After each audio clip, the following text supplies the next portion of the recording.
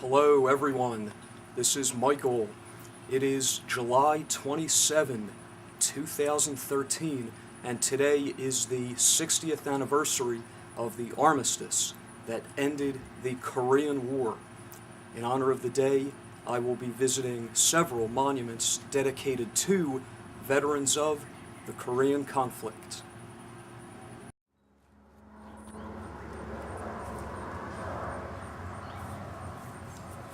Right now I am in Oaklyn, New Jersey, at the site of a monument dedicated to fallen veterans of World War I, World War II, the Korean War, and the Vietnam War. There is one Korean War veteran's name listed on this monument. His name is J.V. Mann.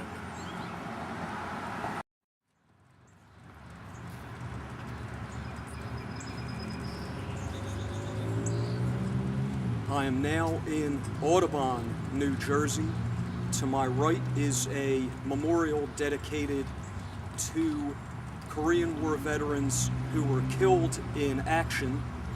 There are 5 names etched into this memorial, and they are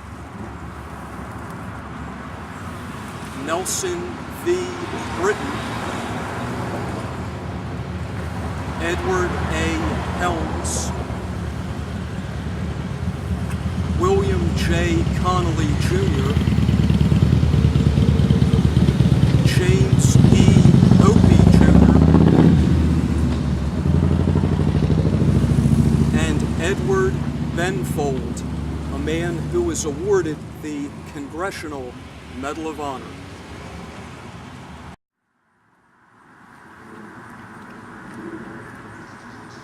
I am now in Haddon Heights, New Jersey, in front of a memorial, and as you can see, the inscription is, "In honor of those who served their country in Korea."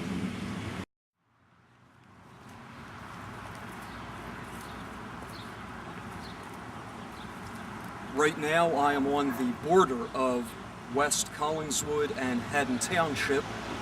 As you can see on the plaque, West Collingswood is indicated. The park is in Haddon Township, and I do believe this city is Haddon Township. As you can see, the memorial is dedicated to veterans of a few different wars, including and especially for our purposes today, the Korean War. Hello there. I'm a combat veteran. Of Korea. Wow. My goodness, hello there. The reason I stopped is because I realized at least someone remembers. Yes, this is my 4th monument that I visited today. I will be visiting one more up the road. I was in Oaklyn. Let's see, Audubon, Haddon Township. Collingswood, yes. I was in Haddon Heights as well. I'm making the rounds. Are you going to the Collingswood next? Yes. If you're going to the Collingswood, I'll say a prayer with you there too. My goodness. That's what you're doing. Of course, today is the 60th anniversary of the Armistice. The end of the conflict, certainly not a peace treaty. Of course, I don't have too many buddies left. There's none left. That is true. Well, thank you for your service. Yes, I'm filming a video, just a brief documentary of the memorials in the area. Ladies and gentlemen, totally unscripted, totally unplanned, impromptu, a Korean War veteran right here. His name is Leo Taco. Leo Taco. Originally from Camden. My father was Dr. Rifficy, one of the chief surgeons and physicians in Camden in the 1930s and 40s, and he served on the draft board as an Army recruiting physician. And the years that you served in the conflict? 1951 I was drafted, and I got out in 1953, just before the end of the conference. As a matter of fact, in June of 1953, 1 year before the conference. Yes. It is incredible. I felt that it was important, not just today, every day. Of course, certainly this is the day. My best friend, his name was Alonzo Calabrese. He was got machine gun in the legs, and he died before the medicine could stop the flow.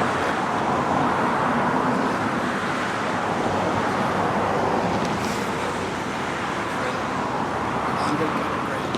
Were you in, was it cold where you were? My fingers are all frostbitten. My toes are a little... I had heard that when it was time for meals, the gravy and mashed potatoes were eaten first because they would have frozen. Is that? No, it was not that big. No, it wasn't that big. Not that big. We did have one food because the cooks would prepare it and put it in what they call a thermite can, like a picnic box, Yes. and it would keep warm there. But that we didn't have that every day. We did have sea rations. And we had little cook stoves where we could heat the cans up. Yes. But we always had food to supply. American soldiers were well provided. Yes. Actually, the next stop is Collingswood, just up the road. If there's any important question, other questions to ask, I would answer. Yes, certainly. We can do that. Ladies and gentlemen, this is the final stop on the Korean War Memorial Tour that I have embarked on. Of course, today is the 60th anniversary of the signing of the Armistice that ended the Korean War. This is Michael once again. I'm here with Leo Taka. Yes, combat veteran of the Korean War. Served in 1951, 52, until June 1953. Survivor. Survivor, yes, combat veteran. Just to thank anybody that remembers us. It's a war that the veterans should not be forgotten. Yes, without a doubt, without a doubt. I thank you as well. Thank you for your service in the conflict, and hopefully, as he had stated, people will never forget the sacrifices and the struggles in the Korean War, as well as every other conflict in this nation's history. And also the 38,000 missing veterans that are still in Korea somewhere, and that we're hoping one day to get the remains of everyone and bring them back home.